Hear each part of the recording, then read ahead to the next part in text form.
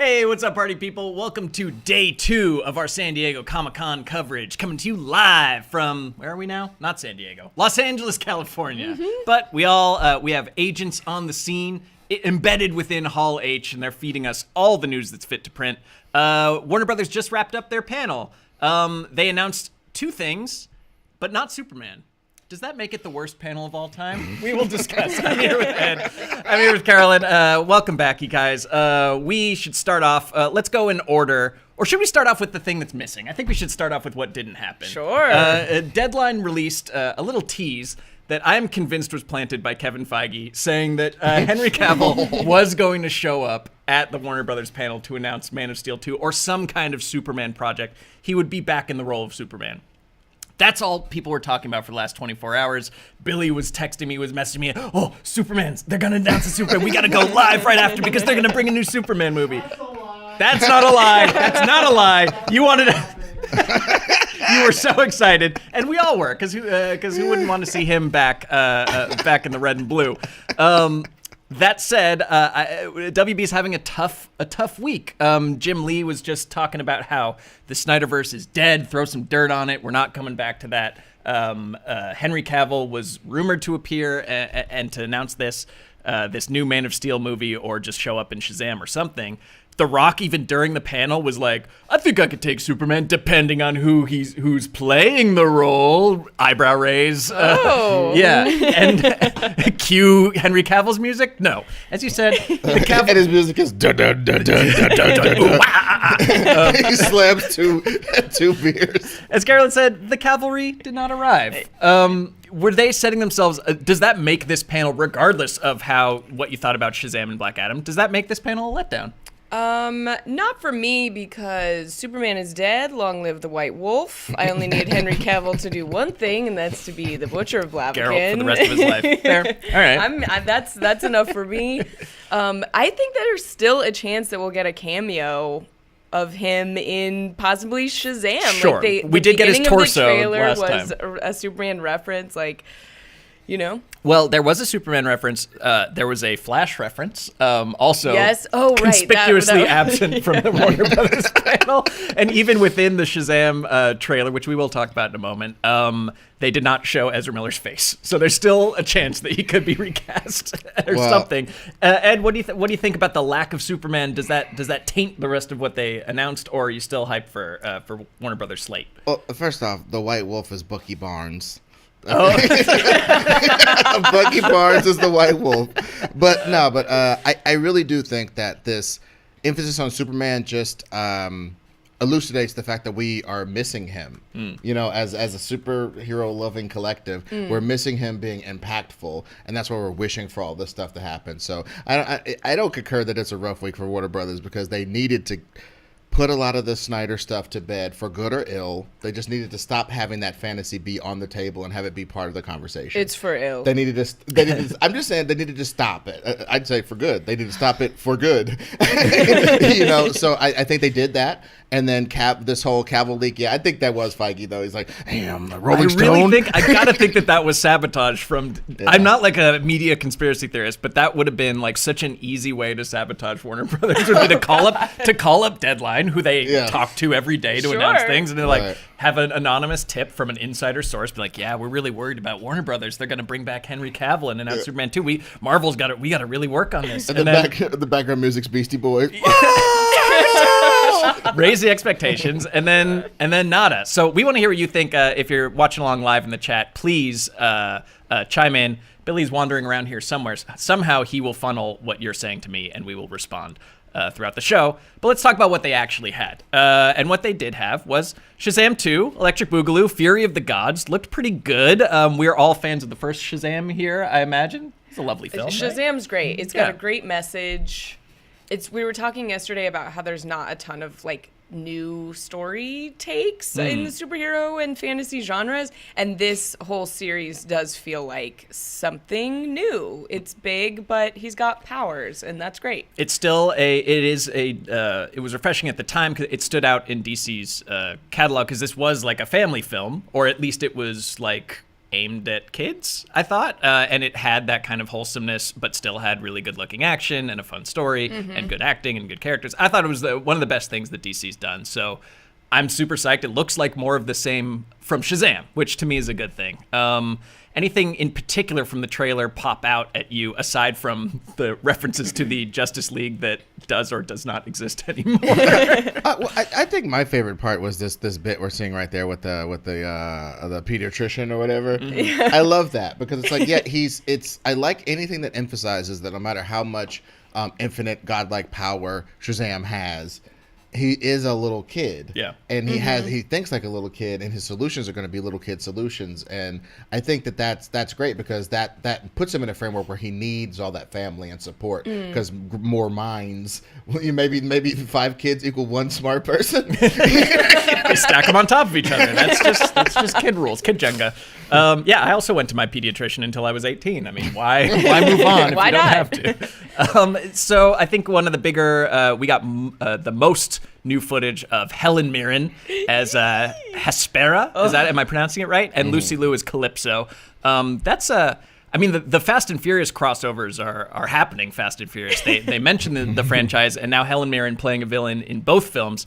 You let out a little squeal. You're psyched to see badass Mirren? Oh my God, I'm a huge fan. Dame Mirren, if you're watching. Sorry, Dame. Put some respect on her Dame name. Helen Mirren, if you're watching, call me anytime. I will teach you how to play She is Magic watching, the Gathering. actually. She's in the chat right now. She's a huge fandom She's a fan. big YouTuber. Yeah. No, I'm so excited for this movie because my favorite parts of the trailer were like that pediatrician scene. They're so funny. Like the humor they do, they really pull it off. And because it's this story, it's not this like lone genius hero story. It is a story about community and the people around you making you It's a foster's better. home for superpowered friends.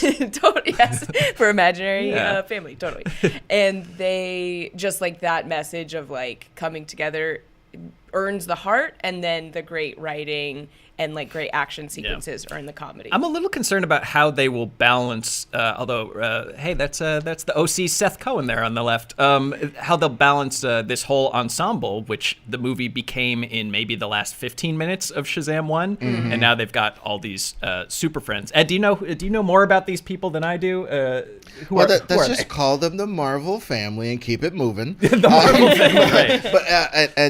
But because I think they've had a little bit of turnover in regards to who all the Marvel people are because of how many times DC's And rebooted to clarify and for stuff. people, this used to be Captain Marvel, who then Right. became Shazam. Right, exactly. It's complicated. Yes, exactly. They call him Shazam for reasons, right now. So, but and the fun fact, there was a time, I think, from about the late 60s into the 70s, that the Shazam was more popular than Superman. There was a time, I'm probably messing up the time frame, but there was a time when DC didn't own Shazam, or rather Captain Marvel at the time, and he was bigger than Superman. Yeah. Whoa. And DC relentlessly crushed the people who owned Shazam until they basically made him give it to him. Wow. And that's why all this tumult with his name and blah blah, and that's why he's like this weird corny character because he was from another universe. Wow. And that's why he kind of fits incongruously with the DC universe if you really look at it, and why they've made such trying to make these inroads with Superman and all this kind of stuff to be like,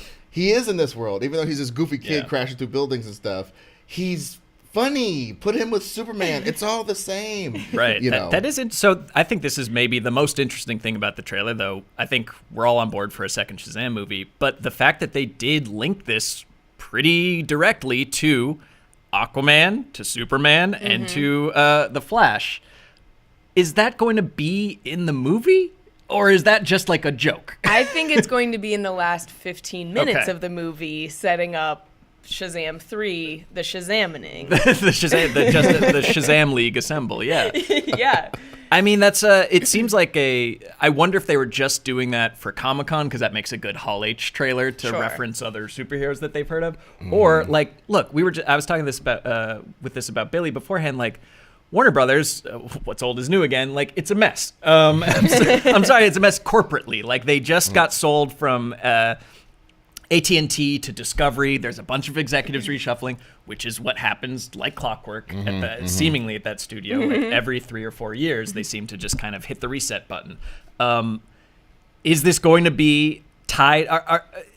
are they really going to tie this into Ezra Miller's Flash? And they had Ben Affleck's Batman and Henry Cavill's Superman without those people making new movies. I would say argue, for the Flash, allegedly. I would argue even if they don't, Shazam's part of being in the DC universe is the comment on the DC universe. He's a magical person who approximates superhero powers. You know what I'm saying? Most of the superheroes, I'm an alien from space. I put on the suit. I got hit by a lightning bolt. Blah blah. Yeah. I have a cosmic ring. They're superheroes. He's a manifestation of the gods that acts in our modern time as a superhero. Yeah. A Percy Jackson, if you will. He is slightly cooler Percy Jackson. That's a beautiful description, Carolyn. So yeah, that's his function, is to be this magical kid looking at the DC universe to give it that gravitas. Indiana Jones ain't cool unless there's some dude next to him going, damn, that whip work is awesome. You have to have somebody standing there to look at it. So he's kind of trying to put over, as the wrestling fans say, the rest of the DC universe. Like, I'm just this little guy and the rest of the DC universe is cool. Yeah. That's his job. God, it's just so fascinating to me that this all hinges on the Flash, allegedly. And it's just so MIA from everything. For obvious reasons, we don't need to reiterate it entirely here, but You can Ezra give it a Miller, Google. Google Ezra Miller. Just look it up, and if you Google Ezra Miller, it'll say they are in trouble. Yeah, and you need to, if you're overwhelmed, just set the headlines to like the last week. You just just to narrow it down. Right. Which is insane because it seems like so much is hinging on that movie, The Flash, which has been in development since 2018. Like they announced it was, they had a script or they were working on it. So this has been at least 5-6 years in the making. Yeah. And I would place I'd need some good odds, but I would place some bet that this either doesn't get released or gets recast or does not actually come out. What is it, this December? I'm voting for Tig Notaro. As the Flash? Yes. She did that in the Snyder, the Army of the Dead. It was a Crystalia got ghosted out of there. Yeah. Hashtag Notaro is Flash. Yeah. Get it trending right now. Right now. But that is like in-universe plot-wise, their opportunity to kind of reset, keep what they want to keep, discard what they want to discard. And I think that they're really just treading water until that movie that might not come out or might get delayed or something crazy might happen. So they're really, I just thought it was a bold move to really include these, I'll call them Snydery versions of the character in this trailer, if that's where they're really going. I also laud them on having like lady villains who don't give a crap about kids. Can we give it up for that? Like, I'm so tired of like, my babies. Oh, I destroyed multiple universes over my imaginary babies. Well, they're like, screw them kids. Like that Michael Jordan meme. Shazam, one I remember stood out because it had a really bad mom. His mom was like, nah, I'm good. I don't want to raise you. You're not precocious enough. Bye-bye. Sorry. You're boring. Not precocious enough. No, this is really about savage like burn for a child. Oh, Ma, I got the beanie on and everything. Oh, shucks. It's cold. My ears are cold out here. Where's he from? Is it Philly? Is he from Philly, I think? I thought it was like Michigan or something. Yeah. I don't know. The most hilarious place a superhero can be from. Yeah, and it was really about your found family and a gang of misfits coming together. Which was, I'll just say, a joke we made in the Honest trailer. Go rewatch Shazam 1 to see that they're kind of reusing our material. But that's fine. That's fine. Well, and last things last, I like this thing about him. We said earlier he's used a prop of the DC universe, but again, acknowledging that he's a kid, he has now this arc of, I had power and I beat this guy, but maybe it's beginner's luck, Like he's back. He seems to be back to one with his superhero wing because things are, as people rise to meet his greatness or his challenge, people rise to challenge his strength, as Vision said. Things are getting rougher for him, and he's probably having to herd cats with his family. Like if your 6-year-old, 7-year-old, whatever, 8-year-old precocious sister got superpowers, and you're trying to wrangle that, you're gonna fly to the mall like, come on, get out of here. Right. You're tearing up the Hot Topic. I mean, I want this to be a series more than a movie. Like they've introduced all these new characters. I saw a black unicorn in the trailer. That's cool. Yeah. Like I want one of those. Let's do it. I want a series. I would like more of this. But as far like you said, people rising to the challenge of Shazam's emergence. You know who's gonna fight Shazam one day or another is Black Adam. Oh, I'm just being told that the House of Dragons panel is happening right now, and we will update, but do we have to talk about this yet, Billy? Breaking kayfabe. Do we have to talk about this, Billy? No. Well, I'm going to pause on Game of Thrones. They have to impress me before I will mention them. Mention them at this table. Game of Thrones. We're just going to talk about Black Adam for now. Maybe we'll do Game of Thrones at the end. So Black Adam, The Rock made one of the best. I will say he knows how to make an entrance from his wrestling days. He definitely got his old WWE crew to help out with that because they had some sweet lightning effects. Yeah, he held the pose for a very long time, as he's known to do. And yeah, he made a classic Hall H entrance and then showed off a couple things from Black Adam. One trailer that we all got to see, and one clip that I don't think we did get to. Did that get posted yet? The clip of there was some kind of exclusive look at it, but let's just talk about the trailer first. Overall. This felt very Snydery to me, or rather, it didn't seem like out of place with the rest of the DC heroes. He's an evil Superman. We've seen that before. It looked very desaturated. We've seen that before. But I will say, The Rock, man, like if anyone was built to play a slightly anti-hero-ish superhero, it was Dwayne The Rock Johnson. Yeah. And I think that this is kind of, I don't know if it's coming too late. Oh yeah, look at that. Look at that. That's the real. I was like, is this like pre-recorded? No, that's really him. Hard. That's not a hologram. Wow. Levitating above the crowd. So that was pretty sweet. And I think that, yeah, he was obviously born to play a role like this. So I'm definitely excited to see. This is his passion project. I think it's long past time that The Rock got to play a superhero. Did the trailer do anything for you, or you lukewarm on Black Adam? I'm psyched. Okay. I'm psyched as heck on this. Dwayne The Rock Johnson is one of the great American performers. He's right up there with like Charlie Chaplin. Like really, this guy. I'm not kidding. This guy commands a comedic an presence. audience. I am not a wrestling fan, but I have watched his like old entrances and matches, and he's just like, he's so electric and magnetic. And I think he's really going to carry this off. And I'd also like to see a series of this. Like, Okay. I'm psyched. Yeah. And it's such a cool story. Like, it spans such a long Well, if you could give us history of because universe, I'm pretty unfamiliar, give us the broadest strokes possible of who Black Adam is. So most of my Black Adam understanding comes from the comics, but Sure. he was like an ancient person whose family got messed up, and then that turned him kind of evil, and now he's here to do stuff in the future. That's a very broad stroke. That's really all you need to know. Well, yeah, it's just one of those classic like you're like a freedom fighter in your own time, Yeah. and then history tells the tale that you were some asshole basically, and you're just like, hold up, the Wicked Witch of the East was the good guy, you know what I mean? Right. And you Wicked West, whatever, was the good guy, and now I'm gonna tell my tale. That's the thing I like about Black Adam is like he's been so crapped upon from his perspective. He was enslaved and all kind of jazz, and then so now that he's free and has these superpowers, this conception that now that you're free from like slavery and been ruined and messed over, and now you have superpowers, it's your job to be just, well, now everything's even and I'll just fly around and save cats from trees. Hell no. There's going to be hell to pay now. I dig that angle of it, you know. Yeah, totally. And the fact that like there's no assurance that when you get see he's look at this guy, man, he deserves these lightning powers. He deserves lightning. But we can't get away from this trope of lightning powers though. But anyway, I'm so excited because so many of the previews that we've seen have release dates that are like immediately happening. Like the next couple months is after, you know, the past couple years of like drought for content and stuff. We are just going to be eating so good throughout this holiday season.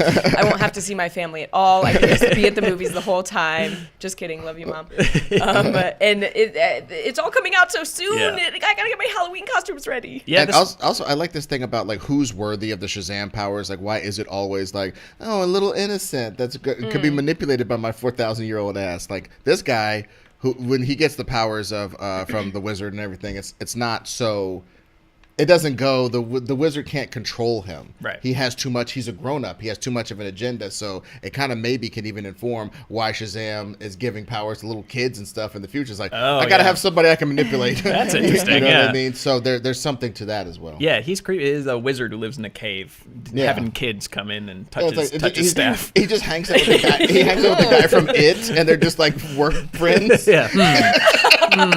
Interesting. Also, just rewatching that clip right there, was Black Adam punching Bird Person? That was Hawkman, yeah. Aldous Hodge was out Aldous there. Hodge. He was hyping that the Justice Society is the, quote, very first unified superhero team in existence. I don't know quite how to interpret that quote, but good for him. Well, they predate the Justice League, and I think what the interesting thing about those guys is, in this universe, they came together to solve some common thing, probably a big buff magic dude who could beat everybody's ass and is a Superman of his day. Maybe that. Right. So this team gets together, and they're already a Justice team, and then they have this new challenge to fight, whereas it seems like the Justice League of our time were just sort of thrown together for like one mission, and they're not really a team at all. They just sort of circumstantially put together, perhaps kind of like the first Avengers or something like that. Whereas the JSA is like, no, we roll deep. Right. We got wings, we got JSA helmets. gang. You know, we're doing it. Our real power is friendship. Yeah,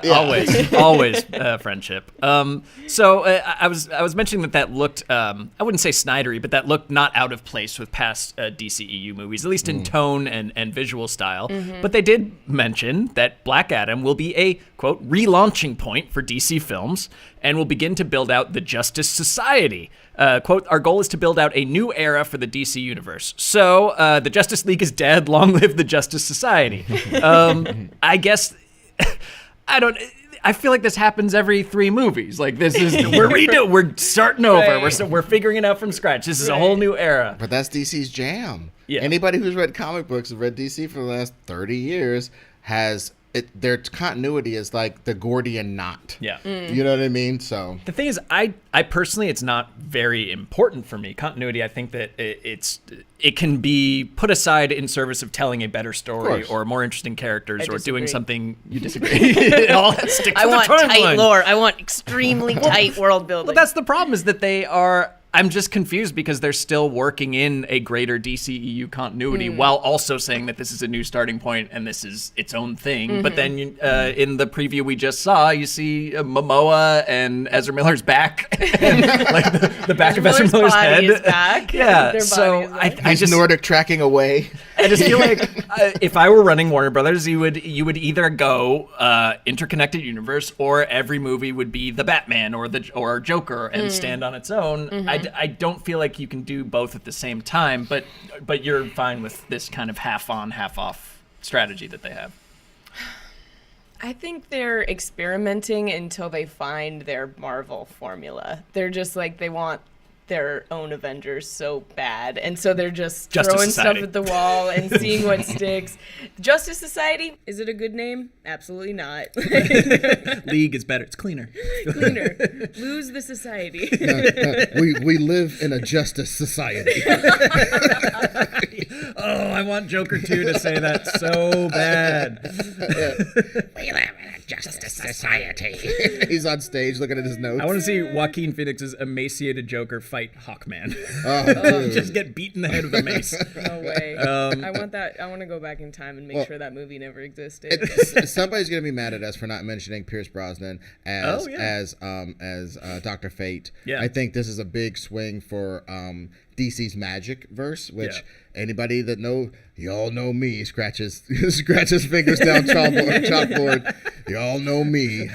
I don't like magic. I'll catch magic for 5. I'll kill it and bring it to you for 10. I hate it. So, but DC is trying. 20 men went into the magic water. I'll never wear a magic vest again.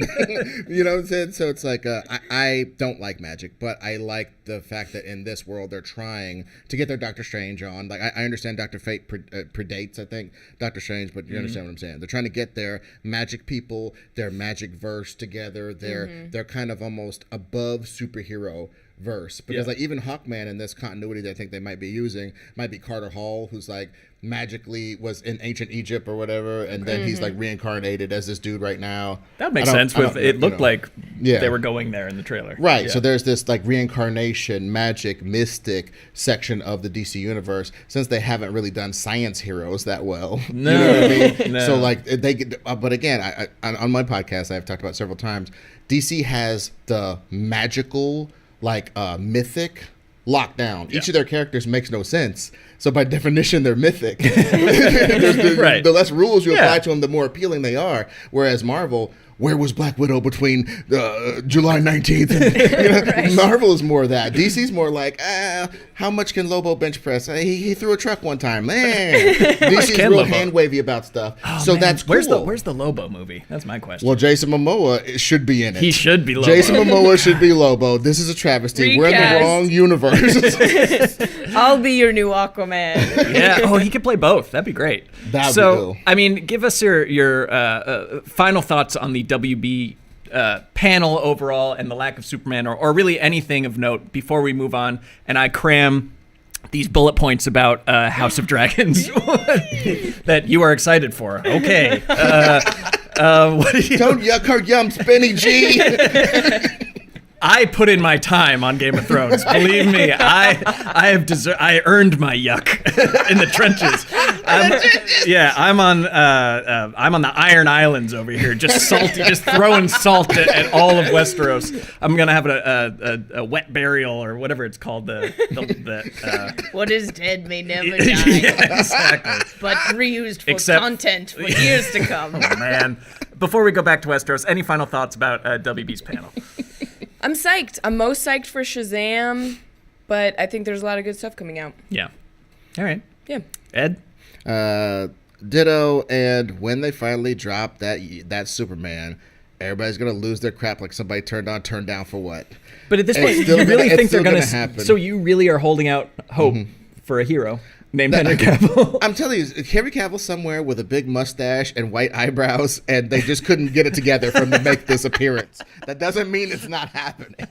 If they had put up the Joss Whedon Justice League footage and just deep faked his mouth again and be like, "Hey, it's me, I'm back." Oh my god. They use a Tupac hologram technology and then the CGI mouth. I feel like they needed to. So again, props to Feige for absolutely hamstringing this panel by calling in an anonymous tip to Deadline.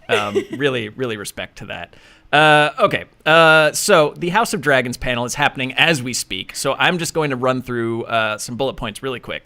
George R. R. Martin talks about Game of Thrones being loosely based on the War of the Roses. Yes, I knew that. Check. Props to me. House of the Dragon is based on an earlier period of I guess, British history called the Anarchy. Oh, that's exciting. Metal. Let's see. Patty Considine says King Viserys is a kind man trying to keep the peacetime going. But there's great tragedy in him. He loves his family, but he's carrying a secret that's revealed in the show that refers to the potential fall of man in the future. Okay, so I guess before we dive too deep into this, for those of you who don't know, this is a prequel to the events of Game of Thrones, to the War of the Seven Kingdoms. God, all these names are going to be lost to me, but I'm going to dig them back out. So this is it's a civil war between the Daenerys' family, the Targaryens. What's it called? The Dance of Dragons. That's what it's called. And it's about there's a crisis over female succession. Like the king appoints his daughter to take over, but then like the uncle is like, no, they're all fucking each other, so it doesn't matter, right? They're all like sister nephews. Whatever. and they each, like, it's the greens and the blacks, and they all have dragons, and they and you're gonna see a lot more dragons, a lot more civil war. It seems like Game of Thrones times 10, but only one family to keep track of. I think, right? Am I getting any of that right? I think that's my understanding. Okay. That's my understanding. It seems like the wigs are still looking crazy. Crazy wig work. I don't know. They need to get some more drag queens on that wig rotation because his wigs look fake as hell. It's the past, so they didn't have good wig, good wig work. Yeah. Technology. Wig technology was Madam C.J. Walker wasn't born yet. But okay, this is my thing about this, Jazz. You know what really grinds my gears? What? Yeah, This every time with fantasy and space fantasy, i.e. Star Wars, let's set this story where there's a time of great knights. Oh, will we get to see these great knights fly with their telekinetic powers and chop starships in half with their swords? No. Yeah. They sort of just pull paper clips to themselves and throw boxes at each other. It was the 70s. And hold rocks. No, okay. But then when it comes time to show that ancient time where they were really getting it in, there's 5 more dragons. You know, and there's this, you know what I mean? I think we fall for it every time. Star Trek does it. Oh, we used to have cardboard walls. Now the walls aren't cardboard, and there's a bunch of CGI. Well, you're a savvy, plugged-in individual. You understand the realities of production budgets and effects. I'm trying to say that they're promising that we're going to do this old thing with a new technology, and in the end, it's just slightly more because that wasn't what made the story work in the first place. We got to get an official dragon count. I remember being somewhere in the 20s, at least of dragons being around during this time period. That was Westeros. Always my complaint about Game of Thrones was commit to whether there's magic or not. You know. Well, that's what they. And now God, don't make me defend Game of Thrones. So the cool thing about Game of Thrones is that it's a world where magic has gone away, but with the end of season 1, it starts to creep back into the world. So you're watching the reemergence or the rediscovery of magic, except in like some very so they far-flung withheld the places. dopest part of the story from you. Made you like that, and No, now they're going to give I- it all the to more, you. The more it and turned you're into dubious. the more it turned into Dungeons and Dragons, like a heavy metal album cover, the less I liked it. I like this as a political drama, as something about like a family and like dirty. And I know this is a trope at this point, but I loved how they subverted expectations because they killed off main characters. And I know that seems like stupid at this point, but that was genuinely shocking. Oh, yeah. Season 1, Season 2, Game of Thrones, where point of view characters are being axed left and right. I do like it when magic is used sparingly because that makes it special. It's like in D&D, you've got a level 1 character. Like not everyone can use magic. Right. Not all the farmers are like creating flame all the time. But this story is not that story. This is like the peak of the empire, right? And the beginning of like the end. Yeah. I think that's going to be cool. I think it also could be very prescient about nations who get too powerful and think they can police everyone, and then what happens after that. Yeah. And then when they so-called rise again, it's disastrous because they used to be part of like some people who were used to ruling, and now it's just sort of like, oh, now I'm new money, and I'm just going to enforce my will, and I just burn the city down and stuff falls on everybody. I mean, this whole thing could be really the Middle Ages in general is a evidence against primogeniture and like having the firstborn son rule people is a pretty stupid, like they say, it's a coin flip. Like it's not just Targaryens, it's really anybody that's ruling through right of birth. You're going to have bad results. I hate how they ended Game of Thrones. I know they're right, and like they should have other people, some other way of deciding who should rule. And that was really, to me, the core and the interesting philosophical question of Game of Thrones is what makes somebody fit to rule? And that whole riddle of like, you have a sellsword. Does he follow the person with the gold, the person with the church, or the person with the political power? And like what moves them? Like what gives somebody power? And their answer was Bran, and I hate it. And so I do think that having not been able to pause this show right now and watch any kind of footage or trailer that's come out, it's really such an interesting playground for me. But they need to win me back as a fan. I'm sorry, they need to win me back. I'm off that boat. So you need headed to to the see- west with Arya. So you need to see like real like even though there's dragons are a reality, not some I found a Jedi sword in a box. It's like, what's this? An ancient weapon. Dragons aren't those in this world. What I think was great is around. George R. Martin's writing and his characterization, and they clearly just ran out of roadmap by the end, and they can't fill in the blanks themselves. Well, you need to see like the people who have the nuclear weapons of their day, how they fall politically, and how the people who don't. How would a world without dragons, or rather a bunch of people without dragons, kind of subvert people who did have dragons? Yeah, exactly. What political, religious that to me is it's an exciting ground for a show. But again, if they don't have the source material to expand on or deviate from, even, I just think they're lost. I'm sorry. I just think they've lost me, and I need to watch like the first 3 before I'll even like emotionally invest again in this world. That's smart. As we've been burned so many times. I got burned so badly. Well, what if I told you that the first 2 seasons of this show will follow a napkin that George R. R. Martin wrote on? What if I told you that? Would you be sold? Bran. Just a napkin that says Bran, and he slides it across the table. And they slide him across $1 million. Fan question from Matan Valensky. Why didn't they do the obvious choice when adapting the Tales of Dunk and Egg, which is something George R. Martin wrote, graphic novel, very cool, when looking for Game of Thrones spin-offs, should have been announced after the height of season 4. I agree. That's like, it exists. It's great stories. It crosses over with named characters from Game of Thrones. That would have been another easy one. I think there was another pilot being developed that was about like the age of the wall and like very ancient prehistory, again, where magic was more of a thing. The cooler time. I think like so. The pinnacle, more powerful time. Yeah. And I think that HBO kind of freaked out about that because it wasn't similar enough to Game of Thrones. And I think the reasoning for going, because they had like 8 different spin-offs in development, and they chose this one because it is the formula of politics, incest, and dragons that worked the first time, that they're going to go back. This feels like the safest choice. So look, we'll see. I'm sure they're dropping a trailer right now that will either blow our minds or not, but that's all we can react to for now. Are we going to see more? When are we going to see more spin-offs? Like there's rumors of Jon Snow spin-off. I heard that's that, coming. Yeah. I'm sure that he would love to come back and have more adventures beyond the wall. I think that they've got a lot riding on this. Because if this flops, I think HBO's out of the Game of Thrones business. I don't see how it flops.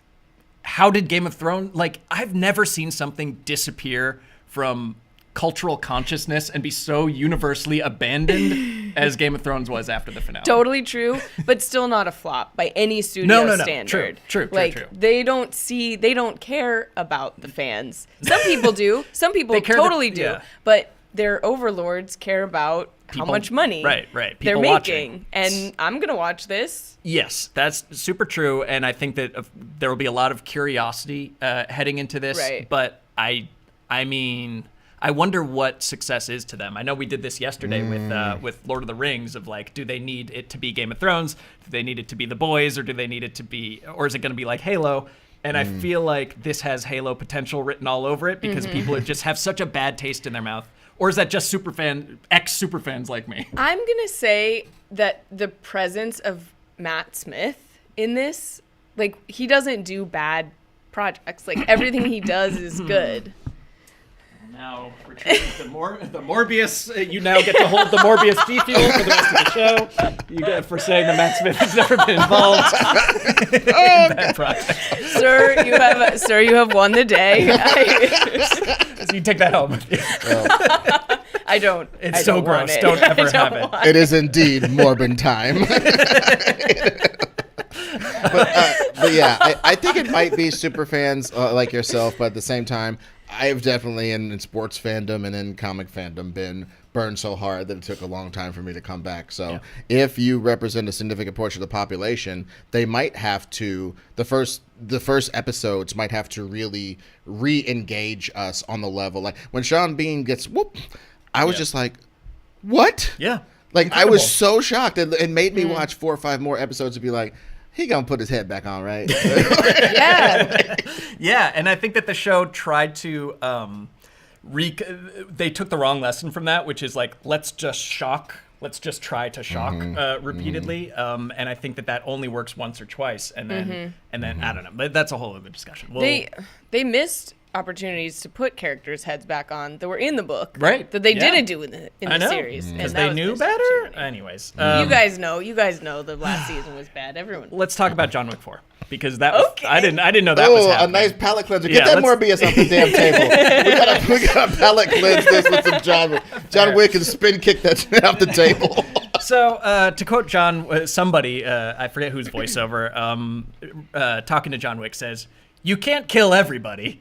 But can he? I put that question to the table. That's an infinity gauntlet thrown down. Yeah, challenge accepted. I mean, what is there to say about John Wick? It's him versus the world at this point. When we left him, he was like a pile of limbs in a shopping cart at the end of John Wick 3. So he's back. He's 57. Oh, I'm thinking he's back. I looked up Keanu. Yeah, I'm thinking he's back. I looked up his age after yesterday's show. Keanu is 57, still moving like a panther, 57? Like a supple leopard. And Lawrence Fishburne's back, and the only place for this to go is John Wick versus the world, right? If this keeps escalating, and we've got. I think the new thing that I'm really enjoying here is the inclusion of bows and arrows. So I think that is. Yes, he's going full Katniss. Yeah, somebody's going full Katniss. Sorry, nunchuck window. Bows and arrows and nunchucks. So yeah, I mean. We're so blessed that this has become a recurring action franchise. I'm so grateful that Lionsgate doesn't have anything else going for it post Hunger Games and post Twilight, that they're like, we just make John Wick movies now. I don't love the... I'm not really involved in the lore. I feel like there's so many layers of assassin bureaucracy that they keep going through of like, well, there's the table, there's the guy above the table, you got to get a coin to revoke your privileges at the table, and here's another thing at the here's a marker that you can my coin countermand your marker? Well, then Uno draw 4. Very much that. And I counter your blue spell with my counter. I do think that there was D&D dice start coming into it. I feel like plot-wise there was something so pure and refreshing, or just like easy to follow about John Wick 1, which is you killed my dog and now you're gonna die. Yes. And I feel like if John Wick 2, 3, and 4 were just different pets that were assassinated and John Wick would get revenge for, I would be just as happy, because I just want that set up. So John Wick needs to be some kind of Dr. Doolittle with like a 87th movie. You killed my parrot. That was my chinchilla. I don't need the assassin world that he's in. Or I want him to live in that, but I don't need to waste any time with that. But I mean, these are some of the best action movies going now, and some of the best action movies ever. Was there anything else that popped to you out of that surprise trailer, or are we just like, we're already in? Do you guys know what the Assassin's Creed guy was with the missing ring finger that like slid that across? I don't know what it was. Well, John Wick, he had to chop his own finger off. So was that John? I thought that was John Wick's hand. No, because he had to de-finger himself. But that's the thing. We gotta watch. There's got to be a different way to say that. Yeah, he had to lose a finger.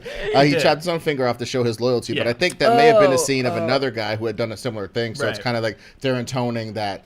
If it wasn't John Wick's hand, is what I'm saying. Right. I think that might be intoning that guy had also, he's also part of the high table. So this kind of grizzled dude is kind of this MacGuffin guy maybe that's coming for John Wick or going to orchestrate John Wick getting messed up. Right. And, okay, Spinny, you watch a bunch of dragons and a bunch of incest people talk to each other on piles of hay and push kids out windows, and that's so interesting. But this damn assassin lore isn't interesting to you. There's high table. There's people who cannot be killed, and they make the decision across the whole world of who will be killed. But again, the John Wick. They're not characters. Let's be real. These aren't characters. These are cool-looking assassin-shaped people. Yeah, they're ciphers like the Matrix. They don't have any like inner or outer lives beyond like looking cool and killing each other. Mm-hmm. Game of Thrones is a little different from that. Which is what most of these movies are anyways, and John Wick's just upfront about it. And that's why everyone loves it, because it's like, oh, this is enough to exist on its own. Like, let's make the love letter. That's what we want to see. Like, John Wick is the love letter to traditional action filmmaking where it is like it's choreographed, it's balletic, it's and it's, I don't know if they use real squibs, but they actually do the moves. It's really Keanu. He puts his heart and soul into this. Well, surround him with the best stunt performers in the business, and they don't cut 100,000 times to make it look like Liam Neeson can like jump kick somebody. Like, they actually pull it off, and that's what. Without that, I think John Wick is a pretty thin story. Sure, but we don't need the story. We don't need it. It's a visual story. It's like Shantaram or something. It's like you see. It's just visual delight. Oh, Shantaram. Did they ever? That's a book, right? Did they ever adapt that? Oh no, I'm thinking of a different movie. Not Shantaram. It's not like Shantaram at all. Well, I mean, of all the things that all the film dorks call a tone poem, these are tone poems. There's a tone and there's a world, and you kind of settle into it like a warm bath, and you don't think about. It honestly, it reminds me of like an old Hollywood musical. Like yes. they set the stage. They have that. him and his dance partner, Yes. and they're actually going through this like thing, an action scene with a beginning, middle, and an end to it, and Yes. like character moments happening through the action. It's beautiful. And again, we laud all these stories where the superhero learns this lesson and loses this blah blah. I think John Wick is one of those people who like symbolizes like a certain grit that I think we need in the zeitgeist right now. Like I was telling somebody the other day, it's like, you know what makes John Wick so badass? Everybody, and The Rock means everybody, almost beats John Wick. Everybody. Sure. From the schoolgirl in a pram, she pops out, hits him with some nunchucks. He takes his to hits, the yeah. highest, to Kareem Abdul-Jabbar. There's no Vin Diesel Rock punch math going on. No. He almost gets his ass whooped by everybody from the Stay Puft Marshmallow Man to Boban. to Boban. And he guts it out. Yeah. You know what I mean? And Yeah. I think there's something about that appeals to weak physical specimens like me. Like, I wish I could get hit by a car and keep trucking. You know? I wish when somebody heard my name, they crapped their pants. Yes. That's the real Yeah. fantasy of John Wick. And the legend, the less you know about a legend, the more you know. Yeah. And I think this is too much. I know that I'm intellectualizing too much, but we get to see behind the Baba Yaga legend. To everybody else, he's this thing we must overwhelm with force. We need 50 guys with katana swords and M60s. We need all these guys. Meanwhile, he's over going, oh God, I gotta sew up my own carotid artery. Yeah. and my arm is broken. Yeah. And they see this invincible God, and we get to see him desperately putting his gun together to shoot that first guy through and throwing knives and hoping he doesn't get hit in his face with a knife himself. And that's the beauty of it. We get to see Batman panting in the dark after he made his escape. And he's like, hope they don't see me over here because I'm too broke off to fight anybody. We get to see that. There's a magic there. Yeah. And that's enough of a story to keep us interested because that's our story that we do every day. We're you out of get off breath the very Zoom often. presentation that you like tried to be confident and you're like, oh God, I gotta pee so bad. Yeah, but you have to Like, live up to a Baba Yaga. Right. But you're just a 57-year-old man who's got his ass kicked for 30 years. So I love it. I love it. That's my lore. That's my type of lore, baby. Yeah. That's just enough for the city. Yeah. Well, I love rapping on that because John Wick just has me happy for cinema. Also, the movie I was thinking of was Koyaanisqatsi. Koyaanisqatsi. Nice. Yeah, nice pull. There you go. Thank you.